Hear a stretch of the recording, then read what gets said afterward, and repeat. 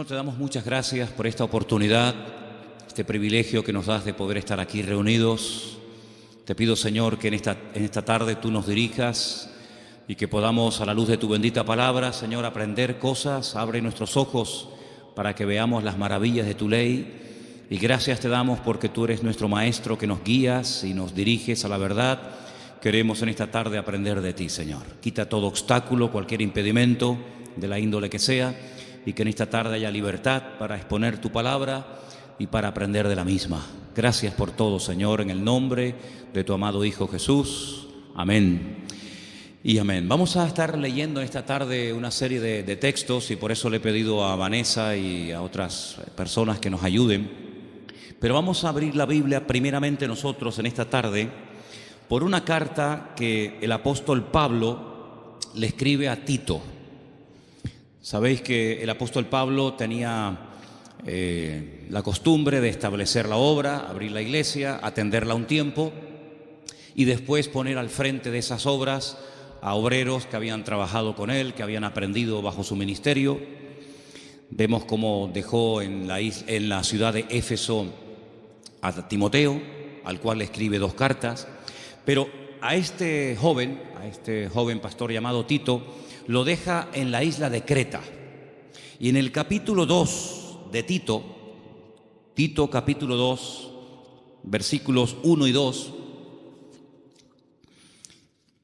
leemos algo muy interesante. Pablo está hablando acerca de las características que tienen que tener los ancianos en las iglesias, también las mujeres mayores, los jóvenes, los que sirven a otras personas. Y en los primeros versículos encontramos algo que me ha llamado mucho la atención y de lo cual quiero hablar en esta tarde. Pero tú habla lo que está de acuerdo con la sana doctrina. Que los ancianos sean sobrios, serios, prudentes, sanos en la fe, en el amor, en la paciencia. Y sigue contando y pidiendo cosas, ¿verdad? La frase que me llamó la atención, y es el tema que queremos hablar esta tarde, es cómo tener una fe sana. Cómo tener una fe sana. Dice la Biblia que el apóstol Pablo le pedía a Timoteo que los ancianos, que el liderazgo de la iglesia, tenían que tener una fe sana. Indagando por distintos textos del Nuevo Testamento, veo que a veces se menciona la fe, pero no siempre desde un punto de vista positivo. Hay como muchos tipos de fe, e incluso también muchos niveles de fe. Y el apóstol Pablo y el Señor, a través de sus palabras, nos dice que la fe del creyente tiene que ser sana. Hablaremos después cómo se puede tener una fe sana, y también nos tendremos que preguntar si la fe que yo tengo está sana o está un poco enferma, ¿no? En Lucas 9:54 vamos a leer el primer texto, donde podemos ver a unos discípulos del Señor que lógicamente tenían fe, pero una fe muy extraña. Yo la he llamado una fe distorsionada. Escuchemos Lucas 9:54. Viendo esto, sus discípulos Jacobo y Juan dijeron: Señor, ¿quieres que mandemos descienda fuego del cielo como hizo Elías y los consuma? Unos discípulos del Señor le están proponiendo al Señor: Señor, ¿quieres que oremos para que caiga fuego del cielo y destruya a esta gente que no ha querido recibirnos? Y dice: ¿pero qué estáis diciendo? El Señor no apoya esa petición. El Señor dice: ustedes no saben lo que están proponiendo, ustedes no saben de lo que están hablando. La fe no es para destruir a la gente, la fe es para edificar, para ayudar, para bendecir. Luego, esta gente tenía una fe distorsionada completamente. Y sería muy bueno que nosotros nos preguntáramos de vez en cuando qué tipo de fe tenemos.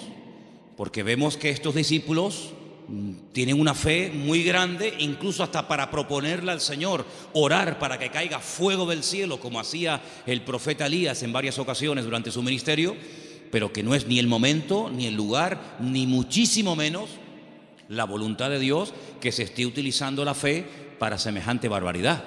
Luego aquí vemos, sí, fe, pero una fe distorsionada. Hay un texto en 2 de Timoteo 1:5 que menciona otro tipo de fe, y es un texto en el que el apóstol Pablo reconoce que la fe de Timoteo no es como la que él va a mencionar a continuación. 2 de Timoteo 1:5. Trayendo a la memoria la fe no fingida que hay en ti, la cual habitó primero en tu abuela Loida y en tu madre Eunice, y estoy seguro que en ti también. Analizando este texto, encontré que hay más de 43 traducciones diferentes de este término griego que se ha traducido en la versión Reina Valera como fe no fingida. Pero hay otras Biblias que en vez de poner fe no fingida, dicen fe verdadera, sincera, fe sin mezclas, fe sin hipocresía, fe nacida del corazón, fe sin disimulo, sin engaño. Incluso hay una versión alemana que dice fe sin máscara. Es un término que se emplea en 6 ocasiones diferentes en el Nuevo Testamento, y hay un versículo en Romanos que dice que el amor tiene que ser sin fingimiento. Exactamente igual que la palabra que emplea Pablo a la hora de referirse a la fe. Entonces hay una fe fingida. Parece que tiene, pero a la hora de la verdad eso no se puede considerar una fe auténtica. Entonces estamos viendo cómo la Biblia menciona y habla de personas que en un momento determinado pueden tener fe, pero no es la fe sana de la cual queremos hablar en esta noche y cómo conseguirla. Entonces hemos visto una fe distorsionada, una fe fingida, que no era el caso de Timoteo. Tenemos también en Santiago 2:26 una fe que no sirve para nada. Lo dice literalmente el texto. Vamos a prestar atención. Santiago 2, versículo 26. Porque como el cuerpo sin espíritu está muerto, así también la fe sin obras está muerta. Fe sin obras. Hay fe, pero no hay obras, luego está muerta. No sirve para nada. Entonces hay gente que puede tener una fe aparentemente muy grande, pero no hay obras. Esa fe no produce nada. Por lo tanto, dice Santiago, es una fe muerta. Y lo muerto, pues ya me contarás para qué sirve. Absolutamente para nada. Ya hay 3 tipos de fe: distorsionada, una fe fingida, una fe muerta, y hay una fe que quisiera contar un poquito de quién se trata. ¿Os acordáis del joven rico?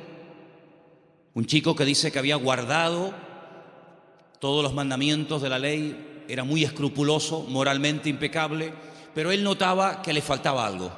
Y le pregunta al Señor: Señor, ¿qué tengo que hacer para heredar la vida eterna?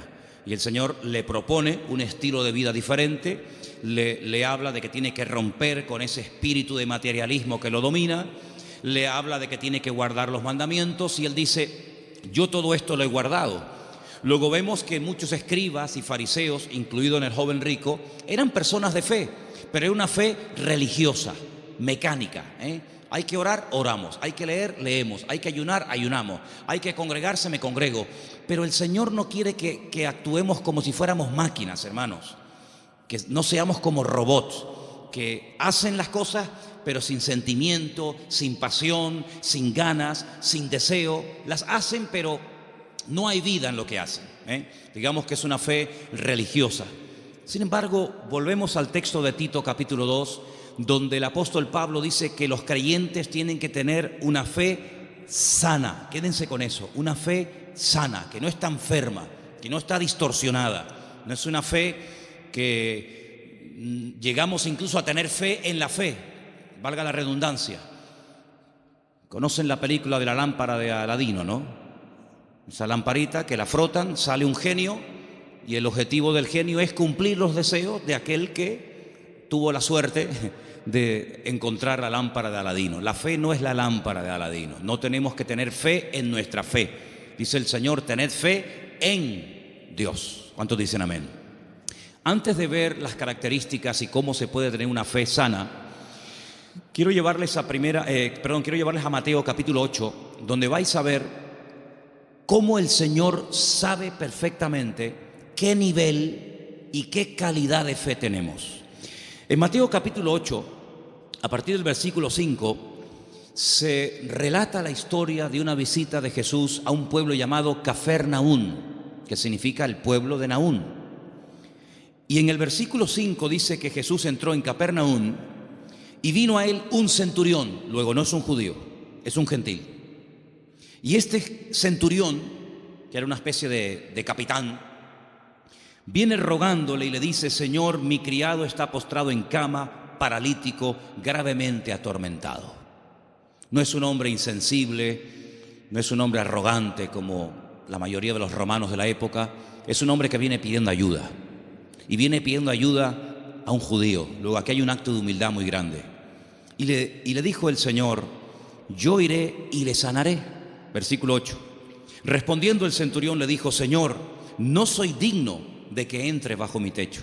Solamente di solamente la palabra y mi criado sanará. Esto es tremendo. Porque también yo soy hombre bajo autoridad y tengo bajo mis órdenes soldados. Y le digo a este: ve y va, y le digo a otro: ven y viene, y a mi siervo: haz esto, y lo hace. Al oírlo Jesús se maravilló y dijo a los que le seguían: de cierto os digo que ni aún en Israel he hallado tanta fe. No he encontrado a nadie en el país que tenga tanta fe como este hombre.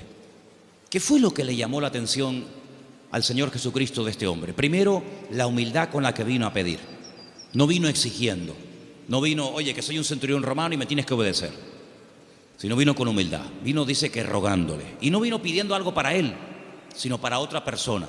Luego aquí hay una compasión, aquí hay un amor por alguien que está sufriendo, que no es precisamente él, sino es su criado. Luego hay una cosa muy interesante en la conversación. El Señor está dispuesto a ir a la casa de un gentil. El Señor está dispuesto a ir a la casa de este hombre. Sin embargo, este hombre dice: Señor, sinceramente yo no soy digno de tenerte bajo mi techo. Pero podemos solucionarlo de otra manera.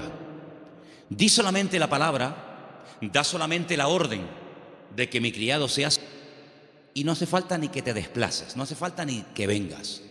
Fíjate que el hombre le pone un ejemplo al Señor. Le dice: mira, yo soy un hombre de autoridad. Yo le digo a un soldado que venga y viene, lo digo a otro que vaya o haga esto y lo hace. Por lo tanto, lo que este hombre está diciendo es: yo reconozco tu autoridad. Yo reconozco que cuando tú ordenas algo en el mundo espiritual, se cumple. Por lo tanto, como hago yo en lo natural, hazlo tú en lo espiritual. Da la orden y automáticamente mi criado sanará. Él unió el poder de la palabra, la autoridad de la palabra del Señor, con una fe bien puesta y bien depositada con humildad en el Señor. Y claro, automáticamente recibió la respuesta. Entonces el Señor dice que en todo Israel no había encontrado a nadie que tuviera tanta fe, una fe tan grande, tan firme, tan madura como la de este hombre. Luego, por la forma como habló, por la forma como pidió y se comportó, el Señor se dio cuenta de que este hombre no tenía una fe normal y corriente, sino era una fe, amigo, de categoría. Sin embargo, en el mismo Evangelio según San Mateo, un poquito más adelante, en el capítulo 14, ahora las cosas cambian, porque en el capítulo 14, a partir del versículo 22, dice la palabra del Señor lo siguiente: Jesús enseguida hizo a sus discípulos entrar en la barca e ir delante de él a la otra tierra, a la otra ribera, entre tanto que él despedía a la multitud. Despedida la multitud, subió al monte a orar aparte, y cuando llegó la noche estaba allí solo. Y ya la barca estaba en medio del mar, azotada por las olas, porque el viento era contrario. Más a la cuarta vigilia de la noche, como a las 3:30 de la madrugada, Jesús vino a ellos andando sobre el mar. Los discípulos, viéndole andar sobre el mar, se turbaron diciendo: un fantasma, y dieron voces de miedo. Pero enseguida Jesús les habló diciendo: tened ánimo, yo soy, no temáis. Entonces Pedro le respondió y le dijo: Señor, si tú eres, manda que yo vaya a ti sobre las aguas. Vamos a ver. Jesús le dijo: ven. Simplemente eso, ven. Él, descendiendo de la barca, andaba sobre las aguas para ir a Jesús. Pero, ay amigos, los peros, al ver el fuerte viento tuvo miedo y, comenzando a hundirse, dio voces diciendo: Señor, sálvame. Al momento Jesús, extendiendo la mano, asió de él y le dijo: hombre de poca fe. poca fe. Capítulo 8 le dice al centurión, grande, grande es tu fe. Queda maravillado, queda impactado el Señor al ver el nivel de fe que tenía aquel hombre. Sin embargo, a este le dice, hombre de poca fe. Hay otro pasaje muy interesante en los evangelios, ustedes lo conocen perfectamente, donde Jesús está predicando en una casa. Dice la Biblia que fuera hay unos amigos de un paralítico que no pueden entrar. Conocen la historia, ¿verdad? Dice que se suben al techo, no se desaniman, no dicen, bueno, vengamos otro día, tal vez otro día ya no está. Nada los detiene, nada los frena. Descienden al paralítico entre ellos y dice la Biblia literalmente, al ver Jesús la fe de ellos. No habla de la fe del paralítico. Al ver Jesús la fe de ellos, le dijo al paralítico, y todos conocemos el resto de la historia. Luego, tal vez nosotros no podemos ver la fe, ni siquiera la nuestra, pero el Señor sabe perfectamente qué nivel de fe tenemos. La fe que tenemos que tener no es una fe cualquiera. No es esa fe que creemos que es una especie de, como dije antes, de lámpara de Aladino o de llave maestra que todo lo puede y todo lo abre. No. Tiene que ser una fe sana. Pero ¿cómo se llega a tener esa fe sana? ¿Cuáles son las características de una fe sana verdaderamente en el Señor? Vamos a ver la primera característica que tiene que tener una fe sana. Primera de Pedro, capítulo 1, del 3 al 9. ¿Lo tienes, Vanessa? Vamos a prestar atención a Primera de Pedro 1, del 3 al 9.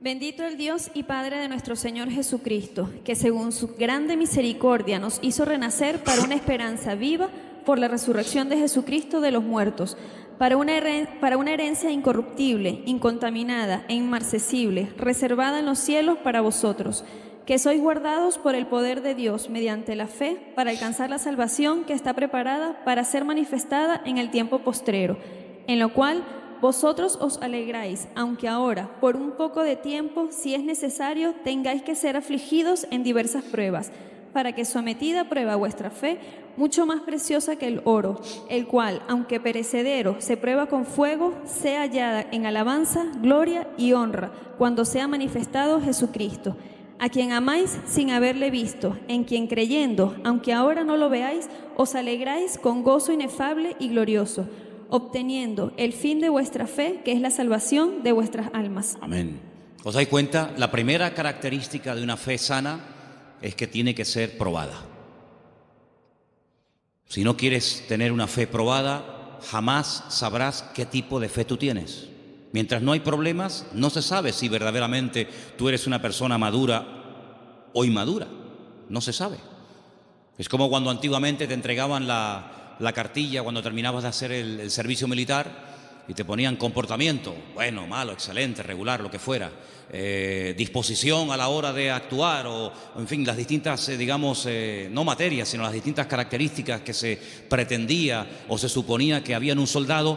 Generalmente, a menos que fuera tiempo de guerra, el apartado del valor se dejaba en blanco, porque no hubo ocasión de mostrar el valor. La obediencia sí, la fidelidad, la puntualidad, la uniformidad, pero el valor era una casilla que se dejaba en blanco. Ahora, si hay una guerra, si te tienes que jugar la vida, si tienes que salir a campo abierto, entonces se sabe si ese soldado tenía o no tenía valor. Con la fe es exactamente igual. Si no hay pruebas, pues sí, tengo fe. Pero amigo, y cuando llegaron las pruebas, ¿cómo reaccionó usted ante el primer problema que le vino después de conocer al Señor? Porque nosotros reaccionamos de una manera antes de conocer al Señor que no puede ser la misma después de conocer al Señor. ¿Cómo, por ejemplo, reaccionó Job?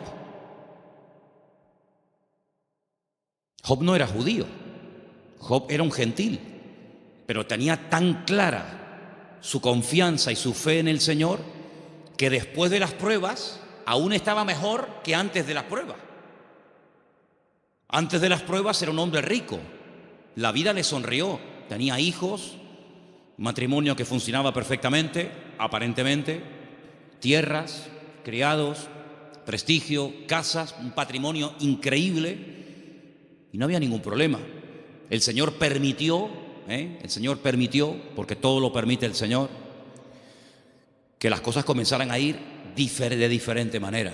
Perdió en una semana a todos los hijos, no a uno, a todos, los varones y las hembras.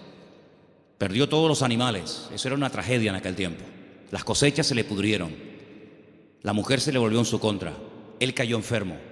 Las casas se le derrumbaron. Los amigos, ni te cuento. Si uno dice, bueno, pero ¿dónde está Dios en todo esto? Nunca estuvo Dios más cerca de Job que cuando era probado. Cuando más cerca Dios estuvo de Job y cuando más cerca Job estuvo del Señor fue en el tiempo de la prueba. En ningún momento se quejó. Argumentó, habló con el Señor, todo lo que tú quieras, pero en ningún momento claudicó y dijo, no merece la pena, no sirve de nada llevar una vida íntegra, llevar una vida de santidad, porque al fin y al cabo, mira, estoy pasando lo peor que los que no creen en ti, Señor. Al final, cuando termina todo aquel ciclo de pruebas tremendas, que no sabemos exactamente cuánto tiempo duró, Él dice cosas tremendas. Él dice, yo de oídas te había oído, pero ahora mis ojos te ven. Ahora es cuando yo verdaderamente he conocido qué tipo de Dios, qué naturaleza es la de mi Dios. Ahora he experimentado la fidelidad de Dios. Ahora he experimentado la sanidad del Señor. Ahora he experimentado el consuelo del Señor. Y por eso, claro, Él dice esa famosa leyenda, esa famosa frase, aunque Dios me mate, lo voy a seguir adorando, porque yo sé que mi Redentor está vivo. Entonces las pruebas no lo destruyeron, al contrario, lo fortalecieron de tal manera que al final Él tiene que orar por los demás y nadie por Él, porque solamente venían a cuestionarle, a criticarle, a poner el dedo en la llaga y bueno, a decir todo tipo de barbaridades. Por lo tanto, la fe sana, la fe verdadera, tarde o temprano, ha de ser probada. Y dice la Biblia que la actitud que tenemos que tener ante las pruebas es de gozo. No es encima, ¿sí? Encima. Tener por sumo gozo cuando os halléis en diversas pruebas, sabiendo que la prueba de vuestra fe produce paciencia. Porque una fe, para que sea sana, tiene que tener un ingrediente indispensable y es paciencia. La fe sin paciencia puede convertirse en temeridad. Y tú dices, pero la fe tiene que ir acompañada de paciencia. Hombre, claro, si no se termina convirtiendo en desesperación. No entiendo nada. Oro, pido con fe y no recibo. ¿Pero cómo es esto? Entonces, si no va acompañada del ingrediente de la paciencia, al final terminas desesperándote porque crees que no tienes fe, que has cometido un pecado, que te han hecho algo malo, etcétera, etcétera, y comenzamos a decir tonterías, y toda tontería, toda queja, todo lamento que salga de nuestros labios lo que hace es que va deteriorando, enfermando, debilitando cada vez más la fe. Y en vez de ser una fe sana, es una fe pero enferma. Entonces vemos que la característica de una fe sana es que ha sido probada por el fuego. Es interesante notar que hay un momento en el que el Señor le dice a Pedro, Pedro, Satanás ha venido para pedirme permiso porque os quiere zarandear como al trigo. Eso es una revelación de parte del Señor, porque en ningún momento encontramos en los evangelios a Satanás hablando con Cristo pidiéndole semejante cosa. Eso es una revelación que el Señor contó. En esas cosas que le ocurrían a nivel personal al Señor, dice, Él os va a zarandear como el trigo, pero yo ya he rogado previamente por ustedes para que vuestra fe no falle. Y una vez que seáis confirmados, vete y confirma a tus hermanos. En otras palabras, el Señor no descarta en ningún momento que un creyente en algún momento determinado de la vida pueda ser sacudido o pueda ser zarandeado, es decir, probado. Y entonces ahí esa fe se puede demostrar y comprobar si verdaderamente la fe que usted tiene es una fe a prueba de bombas, pues una fe que le dura hasta la primera prueba. En la parábola del sembrador dice la Biblia que hay semillas que brotaron muy rápido, pero dice cuando salió el sol quemó la semilla y no dio fruto. Y cuando están en privado, los discípulos le preguntan al Señor o le piden al Señor que les explique la parábola del sembrador. Y Él les dice, mira, las semillas que caen junto al camino y brota rápido son los que reciben la palabra, al momento la reciben con gozo, pero como no tienen raíces, cuando sale el sol, que son las pruebas y las dificultades de la vida, las pruebas de la vida secan, son de corta duración. Entonces la prueba lo que hace es que fortalece nuestra fe para que nuestra fe pueda estar preparada para la siguiente prueba y así de esa manera tener una fe robusta y madura que ha soportado las pruebas. Es como cuando se construye un puente, se hace una prueba de carga. No se abre al público, decir, bueno, abran, ¿y si se cae? Hay que hacer una prueba de carga. Ponen el puente todo lleno de camiones cargados a tope y los dejan ahí un tiempo para que si el puente resista, pues si el puente resiste la prueba, pues entonces se puede abrir el tráfico al público. Exactamente igual. Nuestra fe tiene que ser probada y tiene que ser probada donde necesita ser probada. A lo mejor en lo económico, a lo mejor en lo familiar, a lo mejor en lo físico, no sé, pero el Señor sabe dónde tiene que apretar, porque todas las pruebas siempre son para nuestro progreso, para nuestro crecimiento y para fortalecer nuestra fe. ¿Cuántos dicen amén? La segunda característica de una fe auténtica, de una fe sana, la encontramos en una carta que Pablo le escribe a los hermanos de Tesalónica. Primera de Tesalonicenses 1, del 2 al 10. Es una lectura un poquitín larga, pero por favor presten atención. ¿La tienes tú, Patricia? Adelante.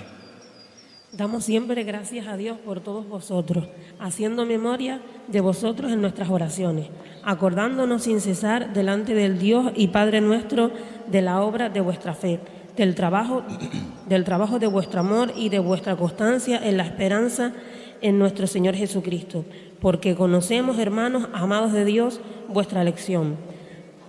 Pues nuestro evangelio no llegó a vosotros en palabras solamente, sino también en poder, en el Espíritu Santo y en plena certidumbre, como bien sabéis cuáles fuimos entre vosotros por amor de vosotros, y vosotros vinisteis a ser imitadores de nosotros y del Señor, recibiendo la palabra en medio de gran tribulación con gozo del Espíritu Santo, de tal manera que habéis sido ejemplo a todos los de Macedonia y de Acaya, que han creído, porque partiendo de vosotros ha sido divulgada la palabra del Señor, no solo en Macedonia y Acaya, sino también en todo lugar vuestra fe en Dios se ha extendido, de modo que nosotros no tenemos necesidad de hablar nada, porque ellos mismos cuentan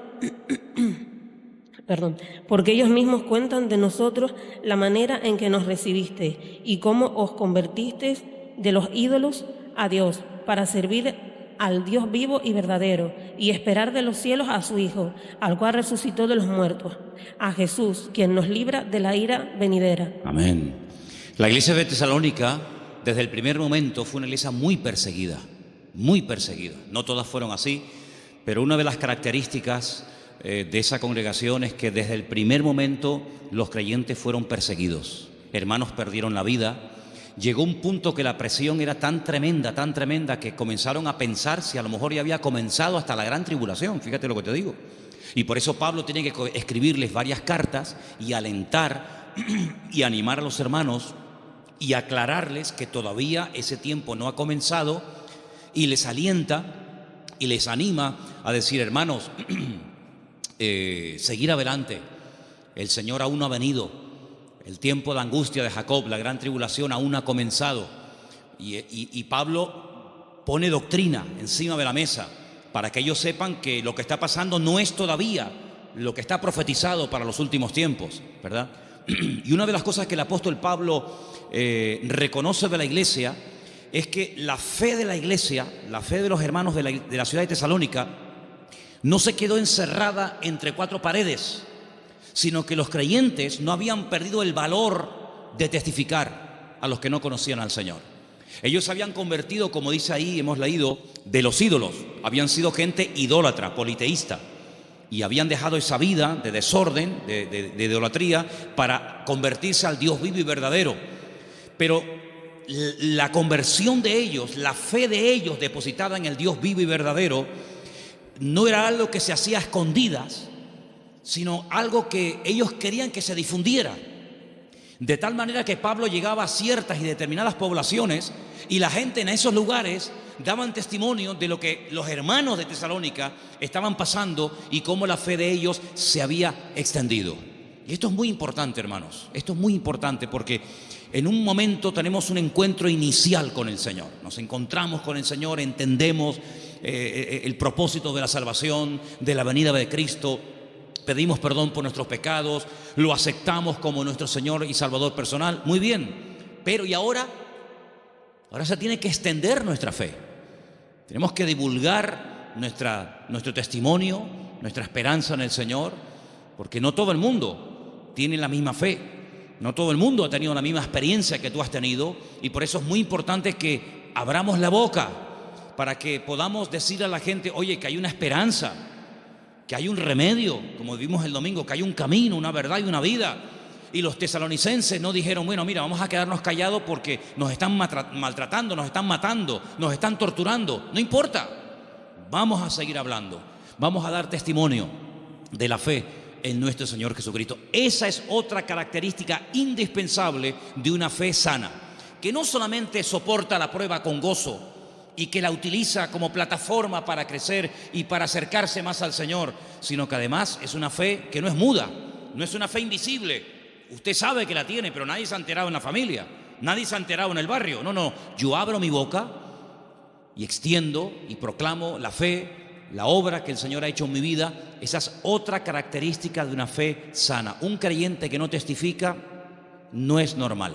No es creyente que un creyente que tiene el gozo del Señor y que ha pasado de muerte a vida, pasen los días, las semanas y se le pase la vida y no comparta su fe y su testimonio con nadie. Eso no es una fe sana, es una fe enferma.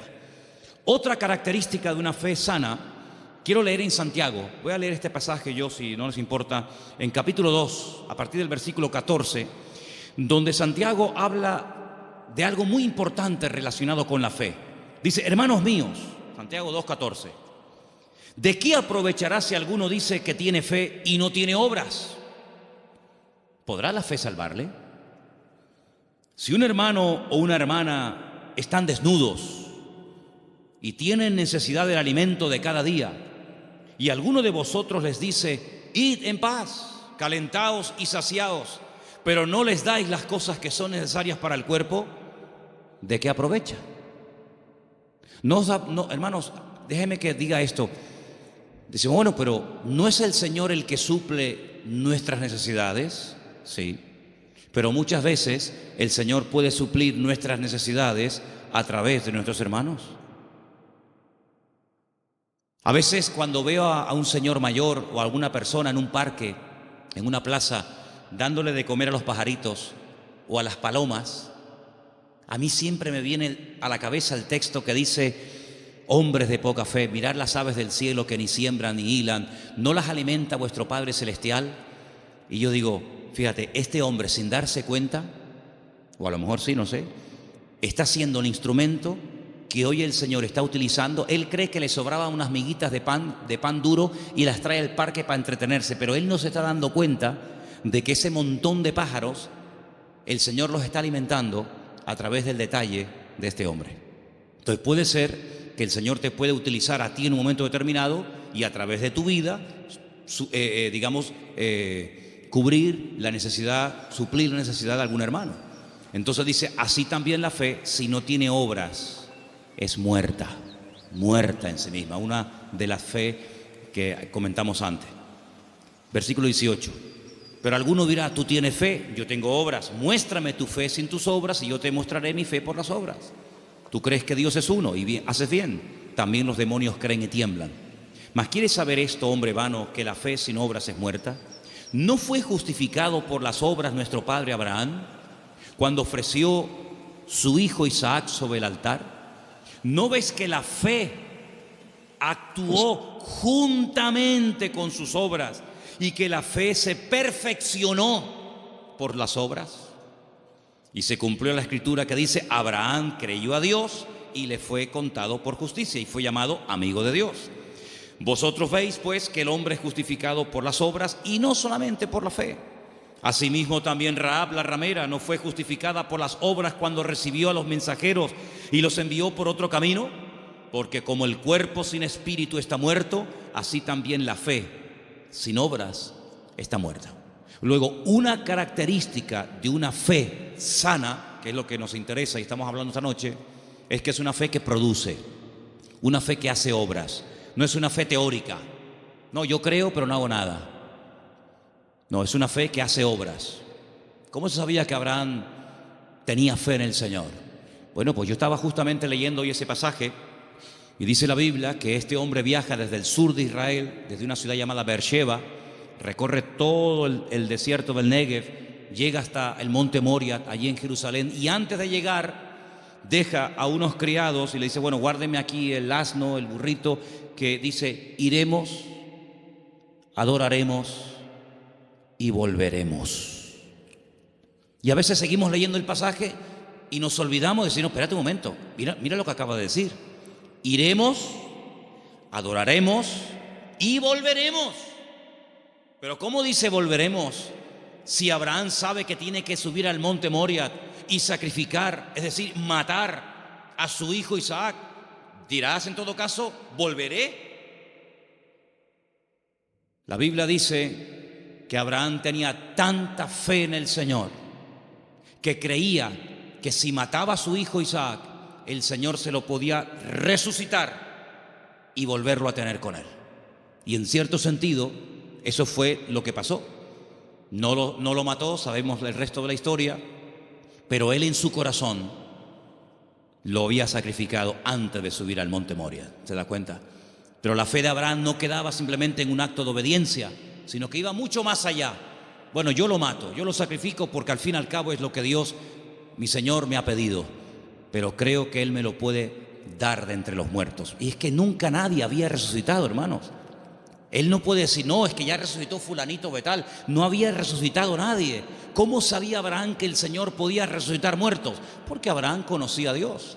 Y la fe auténtica, la fe sana, no es una fe ciega, no es una fe irracional, es una fe basada en hechos, en realidades. ¿Y qué mejor realidad que conocer a Dios y conocer su palabra? Yo dije en una ocasión que hubo un momento en nuestra vida en los que creímos en un Dios que prácticamente no conocíamos. Cuando nosotros la primera vez aceptamos al Señor, ¿qué sabíamos del Señor? Pues muy poca cosa. No conocemos hoy nosotros al Señor mejor que hace años atrás cuando lo conocimos o lo recibimos en nuestro corazón, ¿sí o no? Por supuesto que sí. En aquel momento fue un acto de fe. Yo necesité fe, créame, yo particularmente, yo no sé, pero yo necesité mucha fe porque yo no creía en Dios. No creía en Dios, sencillamente. Para mí no existía. Y yo necesité que Dios me diera fe para poder creer en Él. Pero créanme, hermanos, y lo digo con toda sinceridad, yo hoy en día no necesito fe para creer en Dios. Yo es que sé que Dios existe. La fe se necesita para creer en lo que usted tal vez no ve o no ha recibido y tiene fe de poder recibirlo. Pero yo no necesito fe para creer en mi Padre. Yo no necesito hoy por hoy fe para creer si este libro es o no es la palabra de Dios. Es que yo sé que es la palabra de Dios. Por lo tanto, la fe tiene que ir en aumento, tiene que ir creciendo, tiene que ir madurando. Y por eso, amados hermanos, hay momentos en los que en la vida de ciertos y determinados personajes los milagros tenían que verse muy asiduamente, un poco como para sacudirlos y para provocar la fe en ellos. Pero hay un momento en nuestra vida en los que prácticamente ya no necesitamos tantos milagros cada día, porque el hecho de que el Señor sea mi Señor, ya para mí eso es más que suficiente, y sé que todo lo demás vendrá por añadidura. ¿Cuántos dicen amén? Hay gente que continuamente le pone pruebas al Señor. Señor, ¿será tu voluntad esto? Señor, ¿será tu voluntad lo otro? Señor, voy por aquí, Señor, voy por allá. Bueno, pues si constantemente le tienes que estar poniendo pruebas a tu Dios, es porque no lo conoces mucho. Porque si tú sabes que a tu marido no le gustan las lentejas, no sé si hay algún marido, perdón si alguien se sienta aludido, pero si tú sabes que a tu marido no le gustan las lentejas, no dices, se las voy a poner a ver si le gustan o no le gustan. Ya te ha dicho de todas las formas que no le pongas lentejas que no le gustan. Por lo tanto, como ya lo sé, no se las pongo. Pero yo sé que lo que le gusta es el potaje de berros. Entonces, en la medida en la que tú conoces a tu marido, a tu esposa o a tu hijo, a quien sea, tú te comportas de una forma diferente con él o con ella, ¿sí o no? En la medida en que tú conoces a Dios, yo no tengo que decirle a Dios, Señor, ¿se puede hacer esto o no se puede hacer? Voy a poner un papelito con un sí y con un no. Soplo y el que se quede en la mesa, no hace falta jugar a eso, porque yo ya conozco a mi Dios y yo sé lo que le gusta y lo que no le gusta. Leía en el día de ayer algo tremendamente interesante. Dice Pablo, es que la ley no fue dada para el justo. La ley fue dada para el homicida. La ley fue dada para el que no conocía a Dios, y tienes que decirle todo, le tienes que contar todo. Pero José nunca leyó la Biblia, y José era capaz de decir, eso no lo puedo hacer, porque si yo hago eso, yo peco contra mi Dios. ¿Os acordáis? Cuando es tentado con la mujer de Potifar, él podía haber dicho, bueno, ¿dónde está escrito que esto es pecado? No estaba escrito por ninguna parte, pero es que él conocía a Dios. Y cuando una persona conoce a Dios, aunque no tenga mucho conocimiento de la Biblia, conoce más del Dios de la Biblia que de la Biblia del Señor, y sabe perfectamente discernir. Dice, esto no es de Dios, esto no es del Señor. Porque el que conoce al Señor, dice la Biblia, hay un texto muy bonito que dice, el pueblo que conoce a su Dios se esforzará. Y nosotros, amados, queridos hermanos, no dejamos de pecar por miedo al castigo, sino no pecamos por temor a Dios, por respeto al Señor, que es muy diferente. Amén. Otra característica de una fe madura, tal vez le puede sorprender esta frase, es que no tiene miedo a las aventuras. En Génesis capítulo 12, quiero que vean este pasaje conmigo. Génesis capítulo 12, versículo 1. Hay una palabra aquí muy bonita que la hemos leído en muchas ocasiones. Dicen que el padre de Abraham era, ¿cómo se llamaba el padre de Abraham? Hola.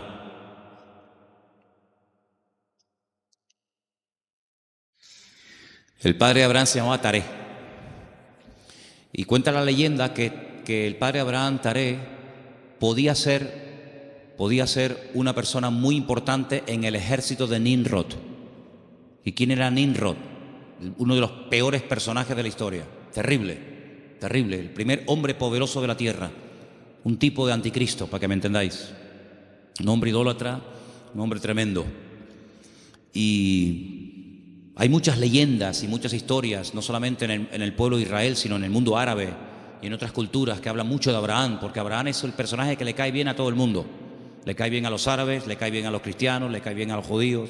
Es un personaje que todo el mundo lo quiere. Es el padre de todos. Y hay una leyenda que dicen que un día el padre de Abraham, que era vendedor también de ídolos, se fue y dejó a Abraham al cargo de su tienda de imágenes. Y Abraham rompió todos los ídolos de su padre menos uno. Y cuando el padre viene, le pregunta al hijo, hijo, ¿pero qué has hecho? Me has roto todos los ídolos, todas las imágenes. Y le dice, no, lo que pasa es que vino una señora con un plato de comida para ofrecer una ofrenda a los ídolos, y como este ídolo, que es el más poderoso que tú tienes, no quería compartir la comida con los demás, los destruyó a todos y se comió la comida a él. Y le dice el padre, pero hijo, ¿qué cuento me estás contando? Si son ídolos de piedra, son incapaces de hacer esto. Y Abraham le dice, pues papá, si tú mismo has reconocido que son ídolos de piedra que no puedan hacer esto, ¿por qué los adoras? Es una leyenda que cuentan los árabes, ¿no? Hablando acerca de la fe de Abraham. Pues este hombre, cuando vivía en aquella tierra, versículo 1, Génesis 12:1, dice, el Señor le había dicho, fíjate el tiempo del verbo, no está llamando el Señor ahí a Abraham, dice, ya le había dicho. Es como, oye, que ya te he dicho, ya te lo dije el otro día, te lo estoy recordando. Ya el Señor le había dicho a Abraham. ¿Qué le había dicho? Vete de tu tierra, de tu familia o parentela, de la casa de tu padre, a la tierra que yo te mostraré. Fíjate que el primer verbo está en pasado y el último está en futuro. Ya le había dicho el Señor, a la tierra que yo te mostraré. ¿A dónde voy? No lo sé, yo te lo mostraré, ya te lo diré. Pero hay una promesa, entre el cumplimiento de la promesa y la obediencia, hay una palabra muy interesante. Dice, yo haré de ti una nación grande. Te bendeciré, te engrandeceré. Engrandeceré, serás bendición. Bendeciré a los que te bendigan y a los que te maldijeren, maldeciré. Serán benditas en ti todas las familias de la tierra. Y se fue Abraham como el Señor lo había dicho. Entonces vemos que este hombre, en base a una promesa, en base a una orden de parte del Señor, él emprende una aventura. Y por eso este punto que he dicho, que para tener una fe sana, uno tiene que estar dispuesto a correr aventuras con el Señor. No podemos tener todo bajo control. Hay creyentes que todo lo quieren tener bajo control. Y eso es totalmente imposible. Quiero tener bajo control las facturas, lo que tengo que pagar, lo que tengo que hacer, lo que tengo que decir. Tengo que tener... Hermano, en la vida de un creyente verdadero, tienes que dejar una puerta abierta a la vida de fe, a una vida de aventura. Esto no tiene ni pies ni cabeza, diría un padre a un hijo. Pero hijo, ¿a dónde va? Es que no lo sé, padre. Pero, ¿qué sentido tiene esto? Yo leía hoy una frase en un libro que la tengo por aquí apuntada y me llamó mucho la atención y la quiero compartir con ustedes. Y la frase que leía dice: lo que nosotros llamamos seguridad muchas veces no es más que un freno para una vida de fe. Esto me impactó muchísimo, No, es que hay que tener una seguridad en la vida, tú. Ya, oye, ya no tengo 20 años, ya tengo una edad y uno ya tiene que ir pensando las cosas. Me parece muy bien. Pero cuando vamos a la palabra de Dios, nos encontramos que a veces Dios llama a gente ya con 80 años. Y tú dices, ¿pero dónde va este hombre con 80 años? Pues tú no ves que cuando tú eras joven lo intentaste y fue un fracaso lo que hiciste, que incluso hasta terminaste matando a una persona. Y el Señor llama a un hombre que en el pasado ha fracasado y se ha refugiado como un prófugo en el desierto, cuidando ovejas que no son ni de él. Y ahora tengo que volver atrás. ¿A qué? A hacer la voluntad de Dios. Pero en esta ocasión no como tú la quisiste hacer, en tu yo, en tu ego, sino hacerla en mi nombre. Y lo manda a Moisés, a Egipto, con 80 años. Y Abraham le da unas promesas increíbles con una edad que uno dice, ¿y por qué no le dio estas promesas cuando tenía 18, 20 o 30 años? ¿Por qué esperó tanto el Señor en sorprender y en usar a este hombre? Hermanos, nosotros no somos los que ponemos los tiempos los pone el Señor. Por eso les dije antes que un ingrediente indispensable de una fe sana es la paciencia. Una fe que no va acompañada de paciencia te puede crear problemas a ti personalmente. Porque cuando tú pides y cuando tú oras y no recibes, la Biblia dice que si pedimos y no recibimos, se puede convertir en un tormento al alma, en un tormento al corazón. Y por eso el que tú pidas no significa que inmediatamente tus órdenes se tienen que cumplir. Vuelvo a repetir el ejemplo de antes. La fe no es la lámpara de Aladino. Encomendamos al Señor nuestra vida, nuestras situaciones, confía en Él y Él hará, decía el Salmo 37, ¿os acordáis? Entonces, una fe sana tiene que ser probada, tiene que extenderse, no puede quedar ahí reducida, anclada, encerrada herméticamente en tu vida. Es una fe que produce obras, es una fe que es que por lo que haces se nota que tiene fe. Hombre, vamos a ver, un hombre que está dispuesto a sacrificar a un hijo, ¿qué más prueba que ello? Cuando le dice el Señor a ese hijo el día de mañana, quédate en Beersheba y siembra en el desierto, y este hombre siembra en el desierto y no cuestiona a Dios diciendo, oye, pero ¿cómo que siembra en el desierto? Esto es un disparate, esto es una locura. ¿Cómo voy a sembrar la semilla? ¿Cómo voy a sembrar semillas en arena? Y el hombre lo hace y Dios lo prospera, ¿verdad? Entonces, vemos en la Biblia que hay momentos en los que Dios le dice a la gente, oye, ¿tú estás dispuesto a ir en contra de la corriente? ¿Tú estás dispuesto a hacer lo que yo te diga, aunque aparentemente sea un disparate? A ese tipo de vida no tenemos que cerrarnos. Yo no digo que tengas que ir por ese camino toda tu vida, pero no descartes la posibilidad de que en un momento Dios te lleve la contraria. ¿Puede el Señor llevarnos la contraria? ¿Puede el Señor sorprendernos a estas alturas? Quiero decirles algo que llevo tiempo queriendo decirlo y siempre se me olvida. Siempre se me olvida. Cuando llego a casa digo, pero si yo vine de Galicia y quería decirles esto y todavía no se lo he dicho. Ahora me acaba de venir a la cabeza y se lo voy a decir. Fui a predicar un día a una iglesia en Galicia. No voy a decir ni el sitio porque sabe Dios a dónde llegan estas predicaciones.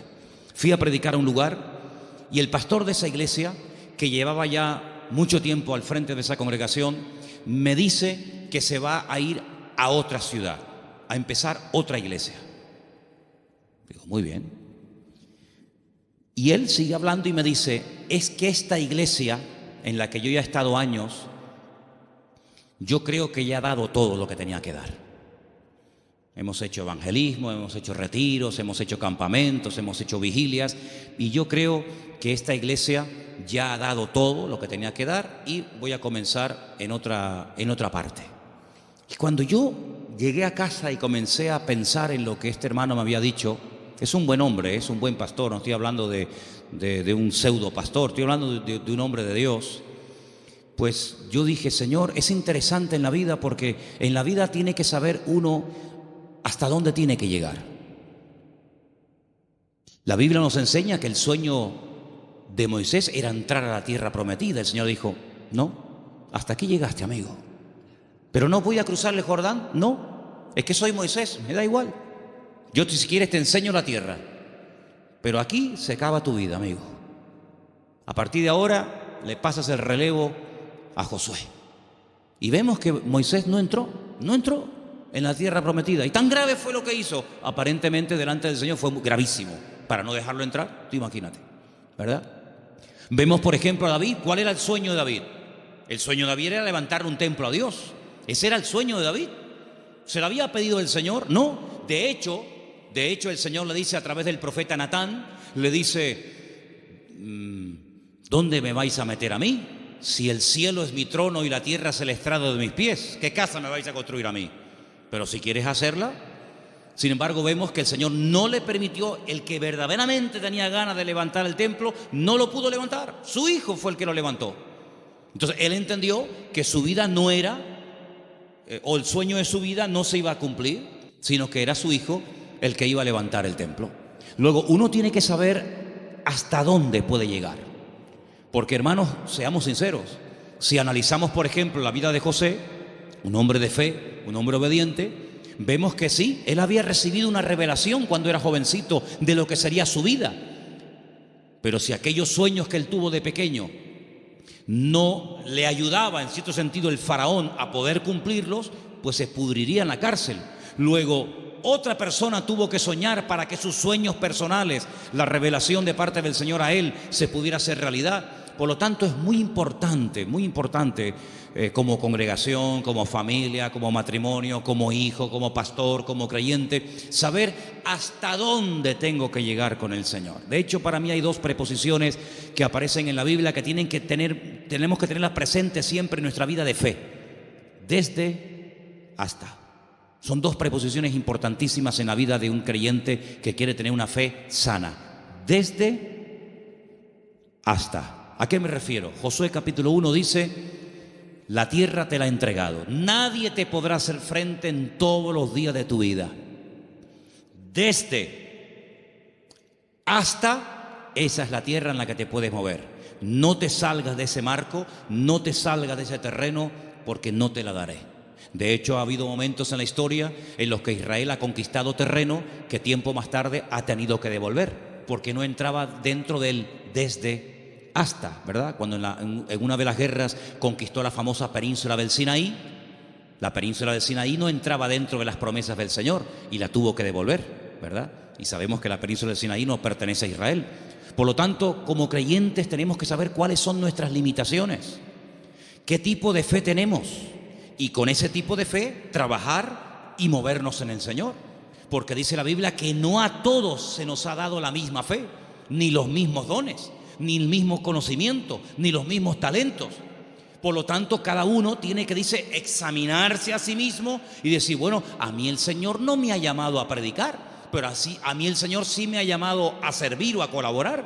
Tal vez el Señor a mí no me ha llamado al ministerio musical, pero me ha llamado o me ha capacitado o me estoy preparando para el ministerio de enseñanza o para el ministerio, digamos, para otras culturas. Cada uno de nosotros tiene que examinar su fe y ver a sí mismo qué estás haciendo con el nivel de fe que tú tienes. Hay una característica que yo quisiera que leamos algunos versículos. No sé si lo tienen ustedes ahí, Patricia. Hebreos 11, ¿sí? Del 8 al 10. Porque antes dije algo que quiero que te lleves esta tarde grabado en tu corazón. Incluye la paciencia en tus oraciones. Incluye la paciencia en tu fe. Si no incluyes la fe, la paciencia en la fe que tienes, lo puedes pasar mal, porque va a haber un momento en el que te vas a pelear con Dios, te puedes desanimar, porque dices, Señor, estoy orando con fe, Estoy orando conforme a tu voluntad y no veo resultados, pero es que la fe tiene que ir acompañada de la paciencia. Vamos a leer 2 textos y con ellos terminamos. Hebreos 11, del 8 al 10, por favor. Por la fe, Abraham, siendo llamado, obedeció para salir al lugar que había de recibir como herencia, y salió sin saber a dónde iba.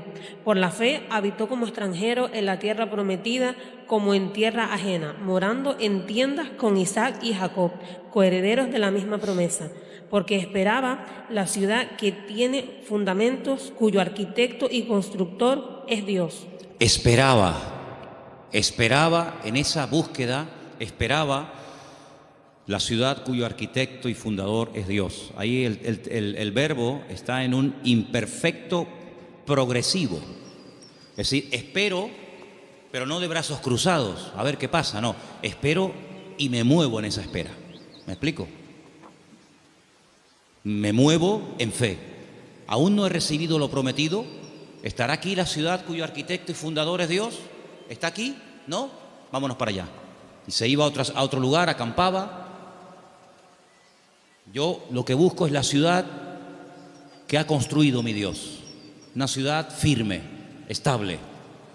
Vivo en tiendas de campaña, pero no importa, yo estoy buscando una ciudad que tiene fundamentos. Pasaba un tiempo, aquí no es. Bueno, dice la Biblia, y esto es un misterio tremendo, que dice que la llegó a ver. La llegó a ver y la saludó, como diciendo, algún día yo estaré allí. Yo les dije una vez que a mí me llamó muchísimo la atención, porque esto es algo que dice el Nuevo Testamento. Esto no lo dice el Antiguo Testamento. La Biblia no dice en el Antiguo Testamento en ninguna parte que Abraham buscaba la ciudad cuyo arquitecto y fundador es Dios. Eso no lo dice en ninguna parte. Eso lo dice el Nuevo Testamento en la carta a los Hebreos. Luego hay una transmisión oral, cosas que se contaban de padres a hijos, de generación en generación, que no están escritas en la Biblia, pero que llegaron hasta los tiempos del Señor Jesucristo, y el que escribió la carta a los Hebreos, que puede ser Pablo, Apolo, Lucas o quien fuera, él, inspirado por el Espíritu Santo, dice en la carta, si fuera mentira Dios no le hubiera permitido que lo escribiera, que Abraham lo que en el fondo buscaba no era agua en el desierto, lo que él buscaba era una ciudad cuyo arquitecto y fundador es Dios. Y tú dices, ¿qué ciudad es esa? ¿Qué ciudad es? Una ciudad que ha hecho Dios. Bueno, yo solamente conozco una. ¿Cuál es? Pues la Nueva Jerusalén, ¿sí o no? No hay otra. Bueno, pues cuando hemos ido muchas veces a Israel, en el famoso Museo del Templo, pues resulta que al principio ustedes saben que hay unas habitaciones que te van explicando la historia de la Biblia con unos cuadros gigantes, unos cuadros enormes. No dejan sacar fotografías, no dejan hacer películas, pero bueno, yo lo tengo aquí grabado en mi cabeza. Y hay un cuadro enorme que yo me quedé mirando, digo, esto es increíble, Se ve, son allá, claro, ya Isaac no era un niñito de 4, Isaac tenía entre 35 y 40 años cuando va al monte Moria con su padre. Algunas veces la gente se imagina que ven mi niño, ven bonito, ven, ponte aquí. No, Isaac era un hombre ya hecho y derecho. Y lo pone sobre el altar y se ve el altar de piedras con Isaac amarrado de pies y de manos. En el fondo se ve unas zarzas con un carnero allí enroscado. Se ve a Abraham con el puñal en alto, pero él está mirando al cielo y es a lo que voy. Y se ve en el cielo el templo de Jerusalén, todo como si fuera de oro. Se ve el templo y Abraham mirando el templo de Jerusalén. Por eso los judíos dicen que lo que Abraham vio en el monte Moriah fue el futuro templo de Jerusalén, y ese es el monte donde se construyó el templo de Jerusalén. Y yo cuando miraba aquello digo, pero si los judíos no leen el Nuevo Testamento, si los judíos tienen prohibido leer el Nuevo Testamento, ¿cómo saben ellos que Abraham allí en aquel sitio, según la versión judía, él vio el templo de Jerusalén? Y yo en el Nuevo Testamento veo que Abraham lo que vio fue la Nueva Jerusalén. Bueno, algo se tuvo que transmitir a lo largo de la historia, de boca en boca, ¿verdad? De generación en generación, que llegó hasta los tiempos de la carta de los Hebreos, donde vemos que Abraham vio algo y dice que la vio. Entonces, amados hermanos, el nivel de fe de Abraham era algo tan espectacular que ¿cómo va a tener el temor de sacrificar a un hijo cuando sabe que Dios se lo puede resucitar? ¿Cómo va a tener él temor de dejar la herencia de su padre y quedar totalmente desheredado a la hora de salir del hogar, cuando él sabe perfectamente lo que Dios le está prometiendo? La fe no tiene lugar a la duda. La fe es certeza, la fe es convicción. Ahora, si yo tengo un buen trabajo, pongamos un ejemplo sencillo de entender. Si yo tengo un buen trabajo, gano bien, estoy contratado fijo, tengo mis pagas, ya tengo una antigüedad, etcétera, etcétera, me va bien, me encuentro a gusto, y de repente me ofrecen otro trabajo, una de dos. O el que me ofrecen tiene que ser 1000 veces mejor que el que tengo, o no tiene ningún sentido que yo deje este buen trabajo por un trabajo que en el fondo no sé si me van a pagar, si no me van a pagar, si tienen solvencia, si no tienen solvencia, si estos van serios, si estos van broma. ¿Tú sabes lo que significó dejar todo? Papá, que me voy. ¿Pero te vas a dónde? No sé. ¿Y por qué? Es que Dios me llamó. ¿Pero qué Dios te llamó? Era una aventura, era un disparate. Pero un disparate para el hombre que tiene una fe enferma. Un disparate para el hombre que se pone encima de una mesa y empieza a sacar cálculos y saca la calculadora y dice: esto es un disparate, esto no va a funcionar bien, esto no tiene ni pies ni cabeza. Para el hombre natural, dice la Biblia, que las cosas de Dios son un disparate, son locura. Pero para el hombre que tiene el Espíritu de Dios, dice que la fe te permite, hay distintos niveles, ¿verdad? Hay un momento en el que la fe, si crece, si madura, si se extiende, una fe probada, etcétera, te permite ver por la fe y llamar las cosas que no son como si ya fuesen. Tú imagínate que yo mañana llego aquí y les digo: hermano, a partir de ahora me llamo Daniel, ya no me llamo Manolo. Sería un choque, ¿no? Sería un impacto. Bueno, pues eso fue lo que tuvo que hacer Abraham: convencer a su mujer de que ahora Dios le cambió el nombre, convencer a sus 300 criados, y encima el nombre que Dios le ha puesto es un nombre que tiene que ver con algo que no es real. Si le hubiera puesto un nombre que significaba anciano, pues oye, te pega como anillo al dedo porque eres un viejito. O si te hubiera puesto un nombre que no sé, pero es que le puso un nombre que significaba padre de multitudes. Y claro, más de uno habrá dicho: pero bueno, es que este hombre este hombre va de mal en peor.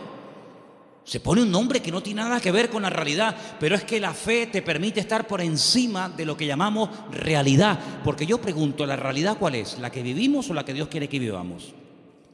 Porque la Biblia dice que la vida es sombra, y la sombra no es la realidad.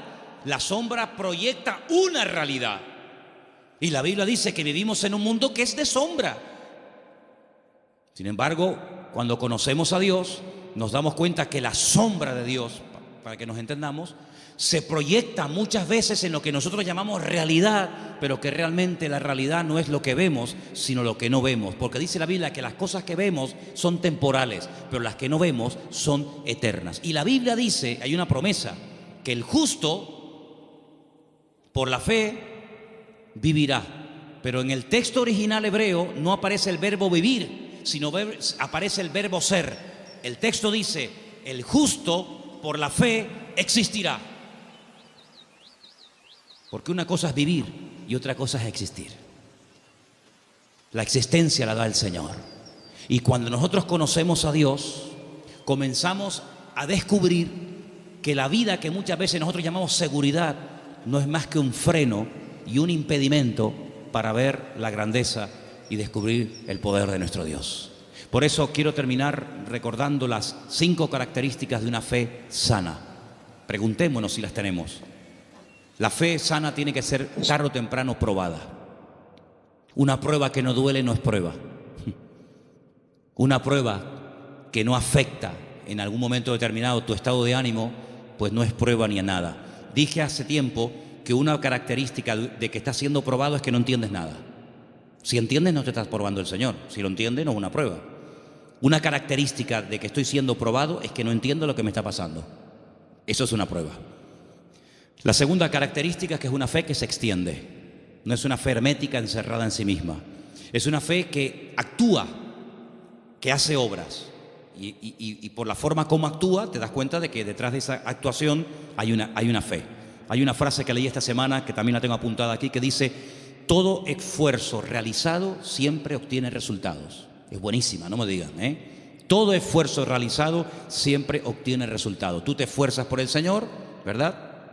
Tú ejercitas la fe y automáticamente Dios lo premia.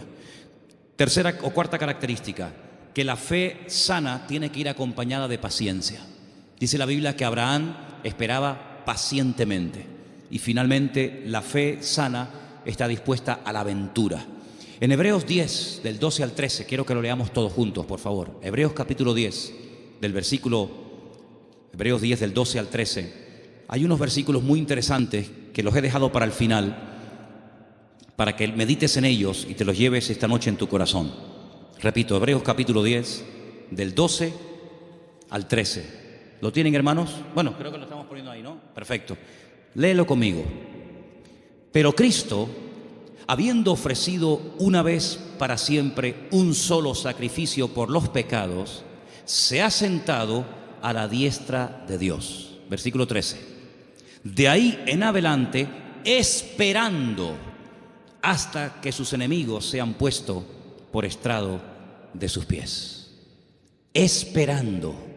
Es la misma palabra que aparece cuando dice que Abraham esperaba la ciudad cuyo arquitecto y fundador es Dios. Ahora fíjate esto. Cristo muere, cumple todo lo que tiene que cumplir, derrama su sangre, resucita al tercer día, asciende a la gloria, se sienta a la diestra de Dios Padre. Y yo pregunto, ¿y ahora qué? Lo hemos leído esta noche. Él está esperando que todos y cada uno de sus enemigos sean sometidos y puestos bajo la planta de sus pies. Si mi Señor, después de todo lo que hizo, su muerte, su resurrección, la victoria sobre el pecado, sobre el diablo, etcétera, si Él después de todo ese tremendo sacrificio está esperando sentado a la diestra de Dios Padre, ¿por qué a nosotros a veces nos cuesta tanto esperar una oración que la hicimos la semana pasada y queremos que ahora nos responda el Señor? ¿Cuánto tiempo lleva esperando el Señor Jesucristo? Bueno, en números redondos, 2000 años.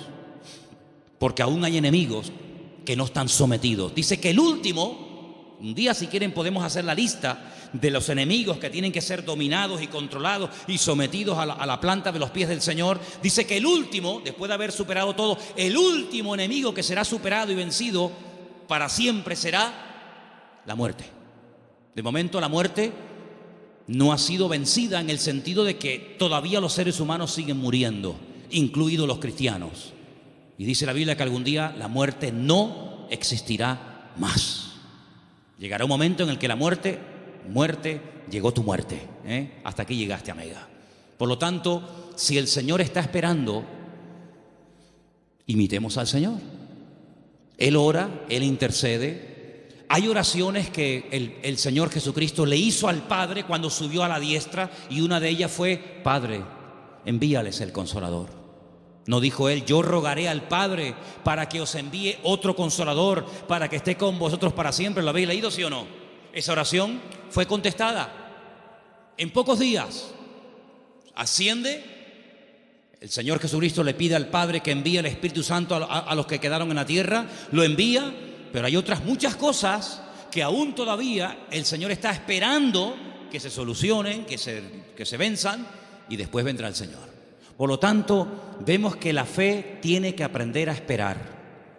No solamente tiene que tener la confianza y la perseverancia, sino que una fe sana es una fe que sabe esperar. Pero no es una espera en vano, no es una espera inútil. Es una espera que merece la pena, porque merece la pena esperar en el Señor. ¿Cuántos dicen amén? Cierra tus ojos en esta noche y pidámosle al Señor: si mi fe está distorsionada, si mi fe está muerta, si mi fe no produce, si mi fe está estancada, Señor, sáname la fe. Que mi fe no sea una fe enferma, sino una fe viva, una fe robusta, madura. En otras palabras, una fe sana, aleluya. Que sea una bendición para mi vida y para los que me rodean. Una fe contagiosa, una fe que trae ánimo, una fe que trae fortaleza al espíritu. Una fe que me ayuda a superar los traumas, los problemas, las tristezas, las amarguras, las pérdidas. Una fe que me ayuda a llamar las cosas que no son como si ya las estuviera teniendo ahora mismo y disfrutando de ellas. Llama las cosas que no son como si ya fuesen. Di, Señor, gracias porque la bendición ya la tengo conmigo. Gracias, Señor, porque el gozo, la paz, la sanidad, ese trabajo, ese hijo, esa situación la veo resuelta. Pero la fe tiene que aprender a esperar. Como tú estás esperando a la diestra del Padre, yo quiero esperar pacientemente, esperé en el Señor. Y te pedimos en esta noche, Señor, que esta fe, que es la meta de todos y cada uno de los creyentes, de tus hijos, sea una realidad en nuestra vida. Ayúdanos a trabajar esta fe que tú un día depositaste en nuestros corazones, que el mundo no la apague, que las circunstancias de la vida no la debiliten ni la enfermen, sino que la fe nos permita estar firmes, porque tu palabra dice que nuestra fe ha vencido al mundo. Aleluya. Señor, si nuestra fe en algún momento no ha estado como tenía que estar, si no estamos verdaderamente echando mano y utilizando esta fe, te pedimos que tú nos sacudas y nos despiertes para que esta fe, Señor, verdaderamente sea una fe poderosa, una fe que obtenga lo imposible y una fe que me permita vivir en victoria y bendecido todos los días de mi vida hasta que tú regreses, Señor. Gracias te doy, Señor, por este don, por este regalo maravilloso que tú has puesto en mi vida. Bendecimos y glorificamos tu nombre en esta noche, en el nombre bendito de Jesús. Amén y amén.